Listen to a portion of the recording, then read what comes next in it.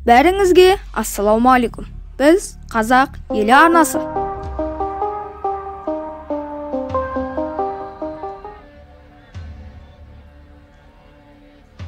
Сіз Ұлы Тұран одағының құруға не кедергі екенін білесіз бе?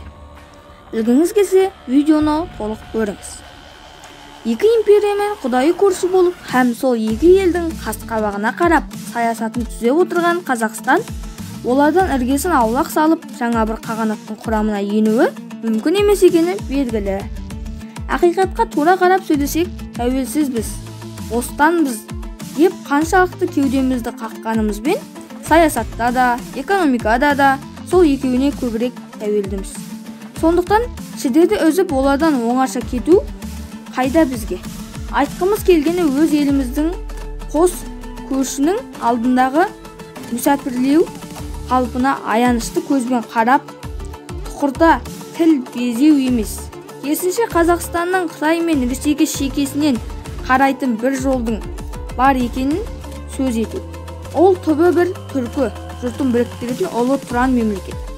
Ұлы Тұран жобасы түркітілдес саясаткерлердің арасында сөз болып келе жатқалы қашан.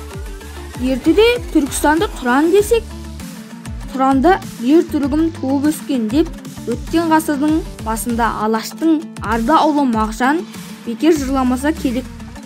Түркі жұртының болашағына сенбесек, көк түрік қағанатының шаңырағын тіктеген білге қаған. Ей түрік, жоғарыдағы аспан құламай, төмендегі жер тесілмей, сенің мемлекетіңді, сенің әдетіңді кім жоя алады деп айтпас еді. Осылайша ол түркі жұрты біріккен кезде ғана ешкімге дес бермейтін ұлы күшке айналатынын айтқан еді.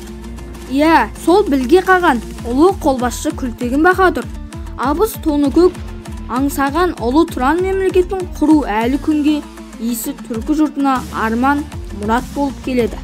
Бірақ ол қашан құрылады? Әлемдік геосаясатқа ондай жаңа империяның дүниеге келуі мүмкін бе? Қайдам? Өйткені құрыла қалса толағай күшке, үлкен әулетке ие болып, өзгеге бас бермей кететін жаңа империяны жөргегінде тұншықтыруға тырысатындар өте көп. Неге? Себебі белгілі. Енді соған келейік. Әлемдегі барша түркі тектестерді біріктіретін бір тұтас Түркістан, не болмаса Ұлы Тұран мемлекетін құру өткен ғасырдың басынан бері жиі талқыланып келеді. Тіпті соңғы бірер жылда тым жиі айтылатын болды. Әсіресе түрік президенті Режеп Тайып Ердоған бір ұлт, алты мемлекет дегенді әртүрлі мінберде көтеріп жүр. Яғни Ердоғанның түпкі ойы Түркия басшылық ететін алты мемлекет Қазақстан, Қырғызстан, Өзбекстан, Түркменстан және Әзербайжан қауымдасып Ұлы Тұран мемлекетін құру. Бастама дұрыс. Пантүркістер мен пантуранистердің негізгі мақсаты осы.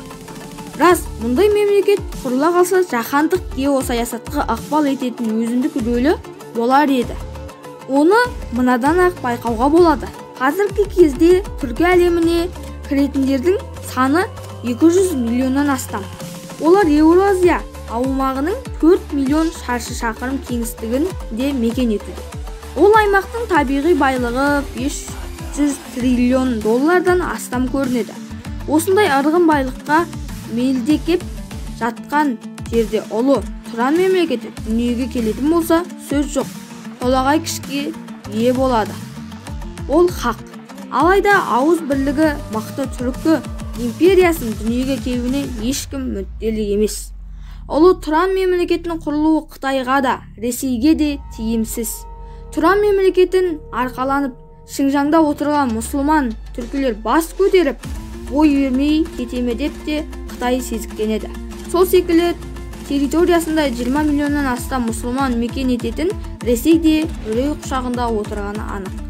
Өйткені Ұлы Тұран мемлекеті алда жылда құрыла қалса, Ресейге амалсыздан бағынышты болып отырған ондағы түркі тілді мемлекеттер мен мұсылман ұлыстары Тұран жұртына қарай бет бұрары белгілі.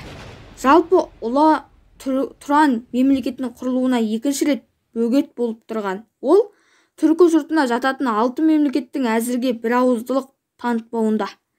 Кезінде Нұрсұлтан Назарбаев Орта Азия республикаларының одағын құрайық дегенде, мемлекет басшылары ортақ мүддеден гөрі жеке бастарының амбицияларын жоғары қойып келісімге келмеген.